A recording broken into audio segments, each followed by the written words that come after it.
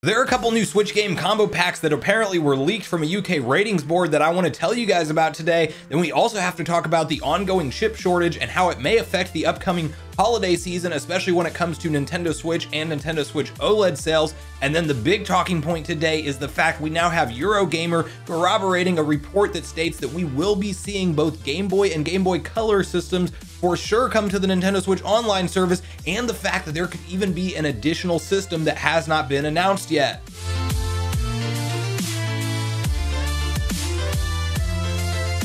What's up, Nation? If it's your first time on the channel, make sure you join Sunbro Nation by subscribing below, hit the like button on this video if you enjoy it today, and make sure you turn on your bell notification icon so you're kept up to date with all the newest gaming news. As I mentioned, guys, we're covering a few different stories today. The first of which I want to start out with is the fact that we have a couple new combo packs that have apparently been leaked online from a UK rating board, and these are none other than some existing Star Wars games that are available individually right now. But it does seem like if you don't have these games already, you might as well wait and save yourself some money, as this is going to be a THQ game, and we know to expect the THQ Nordic event happening later in September, and I do think that this is probably something we will see officially announced there. But it does look like we will be getting 4 different titles in 2 separate combo packs, one of which will be Star Wars Episode 1 Racer and Republic Commando in a single combo pack, and then the other one will be Jedi Academy and Jedi Outcast in another combo pack. So if you guys haven't played through those games, I would recommend some of them. I haven't played all of them myself, but Star Wars Episode 1 Racer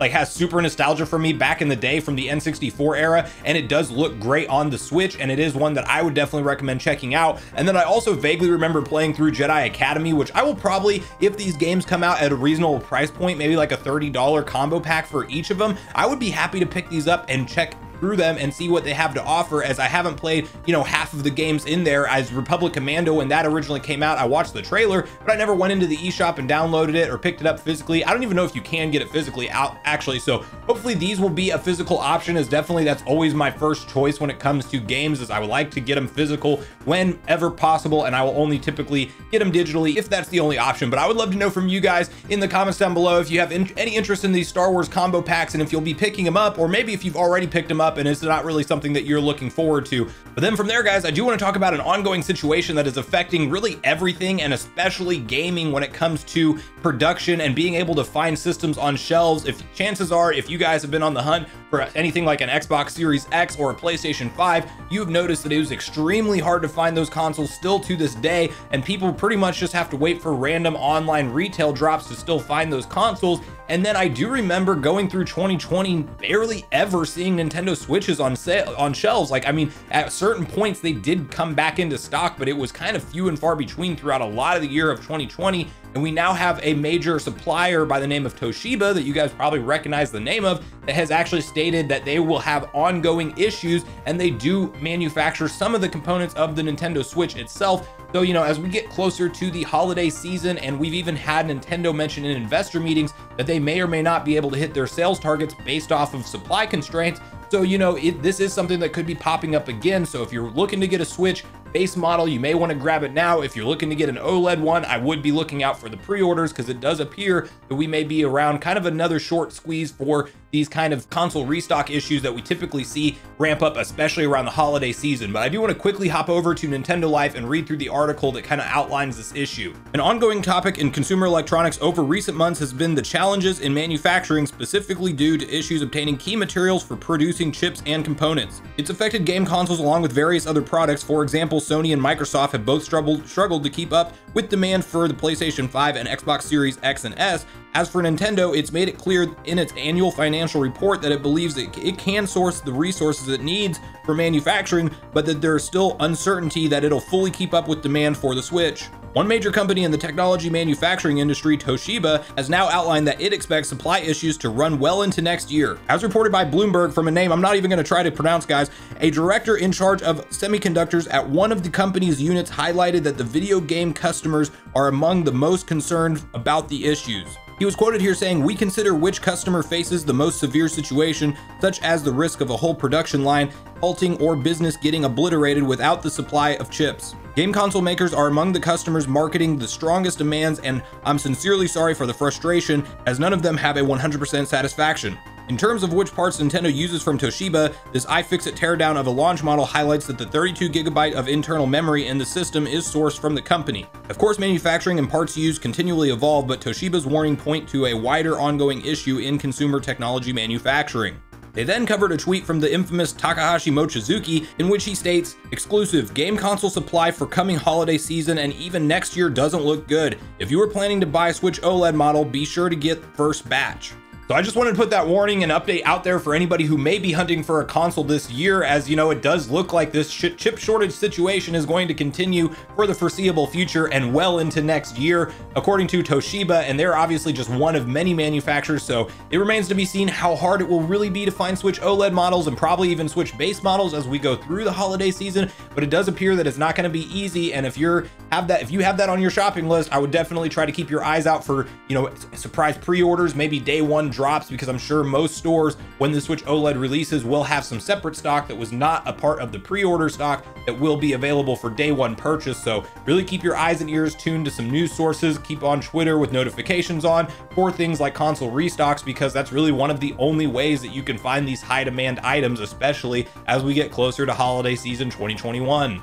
Now from there, I would say we have some great news to report upon. At least it's looking that way for Nintendo Switch Online services. Obviously, if you've been around on the channel for any length of time, you've probably seen me make a number of different videos discussing how, you know, really Nintendo's dropped the ball with NSO at this point. And you can say that for $199 a month, it's still a great value for what we do get, but the continual lack of new updates and new major games coming to the service definitely has fans wanting more. I'm even seeing people commenting things like they're willing to pay more if Nintendo just gave us more value, but I still think Nintendo can squeeze out some extra systems in there and keep it at the $199 a month, or the $20 a year rather, and I do think that fans would be happy with some kind of an update, you know, just to keep the service going for renewal purposes, because I myself, as I've stated numerous times, am not currently subscribed to Nintendo Switch Online, which is kind of crazy to me because I'm a huge Nintendo Switch fan and I play all the time. I just don't play online a lot with friends, so I guess I don't need it for that. And then, you know, sadly, the lack of new titles to the Nintendo Switch Online service when it comes to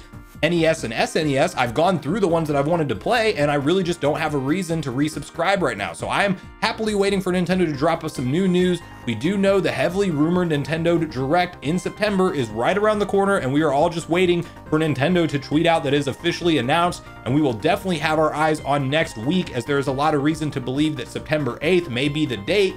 But the big reason it's in the news today, and the reason I want to update you guys on it, is we have Tom Phillips from Eurogamer basically going out and stating that there will indeed be Game Boy and Game Boy Color systems added to this Nintendo Switch Online service, and that in fact there is another console that has not been discussed yet or leaked out there that will be coming as well. And to give you guys a quick background on where all of these rumors and leaks kind of stemmed from originally, is you had a Nate the Hate podcast that did outline really speculation. I mean, I want to make that clear. That video was not trying to say that they were leaking new systems coming to Nintendo Switch Online, but they were basically speculating upon the fact that in 2019, there were data miners that found 4 total emulators, 2 of which were being used, one for NES and one for SNES on Nintendo Switch Online service, and there were 2 more in the firmware code that were not being utilized in any way, shape, or form. So why would you have 2 extra emulators on a console firmware if they're just sitting there being useless? Well, the plan is that Nintendo at some point will probably make these operational, and they will probably add in new consoles, and that's really what their podcast consisted of. Then you had a bunch of major gaming news websites pick up this story and almost treat it as if it was a leak.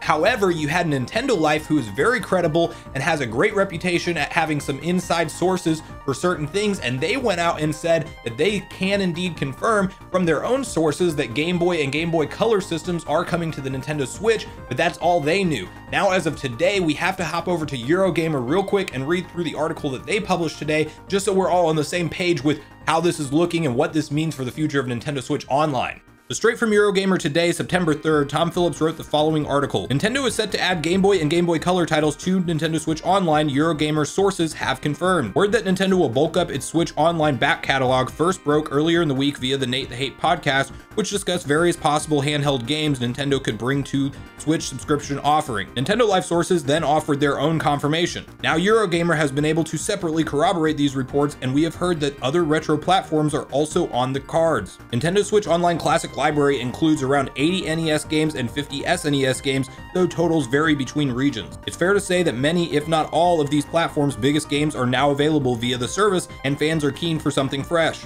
This month is the 3rd anniversary of Nintendo Switch Online service, which was originally launched in September of 2018, offering a selection of NES titles. SNES games began trickling out from September 2019. A data mine of the NES Switch app back in January 2019 tipped the addition of SNES titles to the service before Nintendo made the announcement official. At the time, the data mine also pointed to a couple other emulators hiding in the code, ready for Nintendo to add further platforms down the line. So if we just look at all the information at this point objectively, I like our chances of actually getting an official announcement for this at something like a September Nintendo Direct. As we know, Nintendo rolled out this service in September of 2018. They then updated the SNES online service in 2019. Obviously 2020 was pandemic year, and they may have had something planned that they just simply did not roll out then. And now we're in 2021, fastly in the month of September, and we are expecting some kind of Direct to be around the corner from Nintendo, as they just historically always hold that. And what would we probably expect to see an announcement update on Nintendo Switch Online service? Now, the big speculation point is if we for sure are getting Game Boy and Game Boy Color, which is exciting, what is the third system? Is it Game Boy Advance, or is it something like an N64? I doubt they will do GameCube, Wii, or even DS, but I would love to see that one day. I just don't think they're going to give us all that at once. I personally, and this is just my own opinion and prediction, I do think it's going to be the Game Boy Advance system, as that just has so many great classic titles that need to come to the Switch. We've also seen a lot of heavy promotion around the Metroid series as Nintendo is building up to the release of Metroid Dread, and they've been tweeting out the history of every single Metroid game, only 2 of which you can play currently on your Nintendo Switch via the Switch Online service. So I do think this is the perfect time to give us Metroid 2 Samus Returns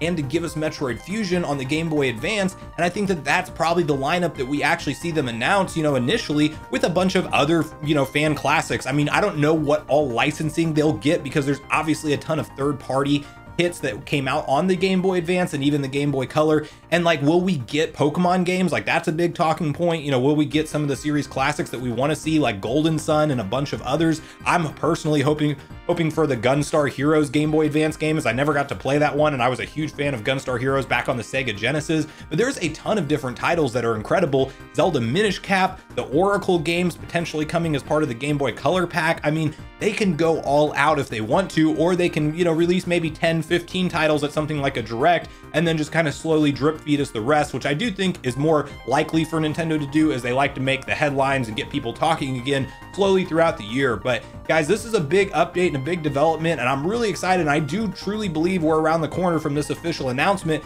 But at this point in the video, I really want to know all your thoughts and opinions on everything we talked about today. Do you have any interest in the Star Wars combo packs? Are you going to be trying to pick up a Switch OLED model at release, or are you just going to skip over this one because obviously we're not getting any extra horsepower when it comes to graphical performance and things like that? Or are you really trying to get this thing day one? And if you have it pre-ordered, let me know. If you don't have it pre-ordered and you're going to be trying to pick it up day one, let me know that as well. And then I really want to hear from you guys on what you think this extra system might be. Like, is it Game Boy Advance? Is it N64? Do they maybe go more like what they did on the Virtual Console and surprise us with like TurboGrafx 16 or some, Sega Genesis, like some other retro console? Like, do you think Nintendo, goes out of their wheelhouse for this one? So I really look forward to hearing from you guys in the comments down below, as I do look forward to getting a back and forth conversation started with you all around this topic. Thanks so much for watching the video today, everyone. I do truly appreciate you all sticking around until the end. I do at this point in the video want to invite you all one more time to join Sunbro Nation if you haven't done so already. Do so by subscribing below, hit the like button on your way out if you enjoyed it today, and make sure you turn on your bell notification icon so you're kept up to date with all the newest gaming news. That's gonna do it for me, guys. I hope you all have a great day. Sunbro Nation, out.